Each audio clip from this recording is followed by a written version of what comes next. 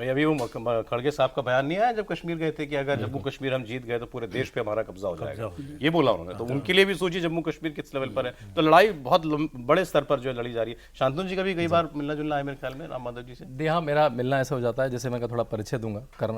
आंध्र प्रदेश से आते हैं, शायद ईस्ट गोदावरी की तरफ से, उनकी उम्र कुछ 60 साल होगी, तो जो राजनीतिक रूप से यंग ही मानेंगे। और भाजपा में अगर जयशंकर जी को हटा दें, वो तो भाजपा के नहीं है, वो तो बाहर से एक तरह से ब्यूरोक्रेट है। अगर विदेश की जानकारी हो, फॉरेन अफेयर्स की जानकारी हो, और या पर्सनल परिचय हो, जैसे आपने कहा कमला हैरिस, ऐसे बहुत सारे राजनयिकों से, उनके प्रधानमंत्रियों से, यूएन के लोगों से उनका पुराना परिचय, वो पुराने संघ की तरफ से ट्रैवल। मेरे तो बहुत बड़ी बात है जो आपने कहा, आपको पता होगा कमला हैरिस से उनका ठीक ठाक है। और उसमें मुझे अचरज नहीं है, क्योंकि मुझे पता है, मैंने देखा है इनको ऑपरेट करते हुए यूके में या कहीं कई जगह। संघ की पैरेलल यूनिट्स हैं, एचएसएस बोलते हैं उसको वीएचपी अमेरिका यूनिट है। तो और आपको पता है भाजपा में तो भाजपा विदेश यूनिट भी होती है, जिसमें इस समय मैं नाम भूल रहा हूँ उनका, जो ये चौथाई वाला। तो ये अगर भाजपा में किसी का विदेशी अफेयर पे अच्छी पकड़ है तो वो ये है। तो वो एक एंगल हो सकता है। विद्वान व्यक्ति हैं, किताबें लिखते हैं। इस 4 साल के, अगर मैं उसको वनवास कह सकूं, उन्होंने खूब 3 किताबें लिखी हैं। उनका एक थिंक टैंक चलता है सर, उनका इंडिया फाउंडेशन, तो विदेशों बड़ा में थिंक टैंक चलता है, विदेशों में उसके बड़े कार्यक्रम होते हैं। बल्कि एक समय में तो ऐसा होता था 2014 के बाद, कोई बड़ा अगर विदेशी राजनयिक भारत में आता था तो सुबह वो प्रधानमंत्री से मिलता था, विदेश मंत्री से मिलता था, शाम को इंडिया फाउंडेशन का कार्यक्रम होता था उसका।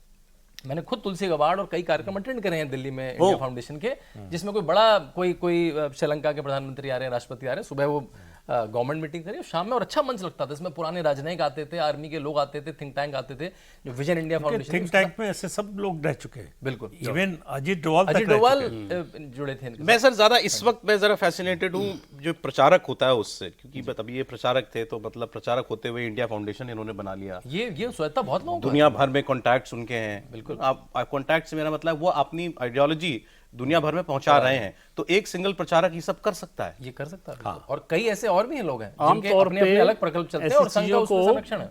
बहुत ज्यादा पसंद नहीं किया जाता। अच्छा, संघ की जो कार्यशैली है, संघ की कार्यशैली का एक जो मूल मंत्र होता है, उसमें ये होता है कि संगठन से बड़ा कोई नहीं, सरसंघ चालक भी नहीं।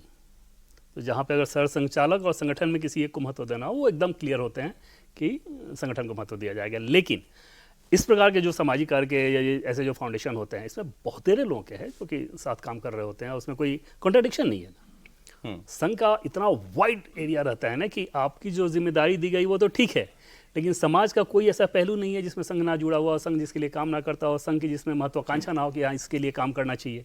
तो आप कुछ भी करें तो संघ उसको अप्रिसिएट ही करेगा। उसमें संघ की तरफ से आपत्ति तब तक नहीं हो सकती जब तक ये ना दिखे कि संगठन को आप चोट पहुंचा रहे हैं और संगठन को लेके कोई ऐसी चीज। आप बीजेपी ओवरसीज से भी जुड़े हुए थे, लंबे समय तक उसका काम किया, इस नाते भी विदेश आना जाना।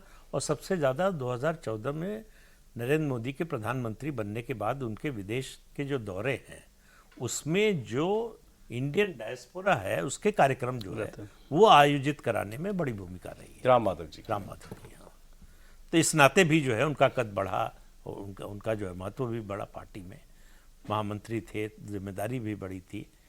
लेकिन फिर जो है वही कि जो अभी देवेंद्र जी ने बात कही कि संगठन से बड़ा व्यक्ति नहीं हो सकता। तो व्यक्ति की महत्वाकांक्षा अगर इतनी बढ़ने लगे कि वो अपने को संगठन से बड़ा समझने लगे, तो फिर उसके लिए मुश्किल हो जाती। तो फिर वापस बुला लेते हैं।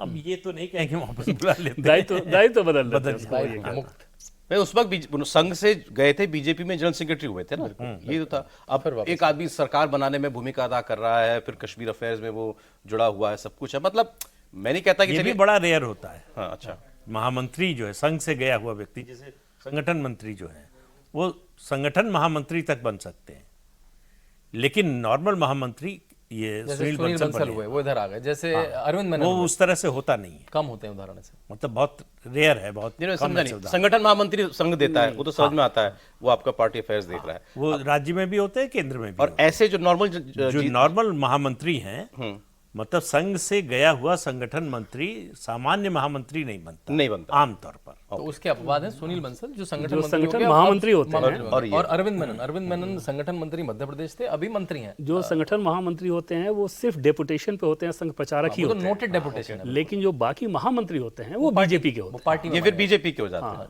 ओके, ठीक। तो ऐसे कुछ ही अपवाद हैं जिसमें ये अपवाद है कि ये सीधे पार्टी में महामंत्री को बहुत ज्यादा पसंद नहीं किया था जब सुनील बंसल को महामंत्री बनाया गया था। उनको एक तरह से उत्तर प्रदेश से हटाया गया था, लेकिन यहाँ उनको महामंत्री बनाया गया, 3 राज्यों का प्रभार दिया गया।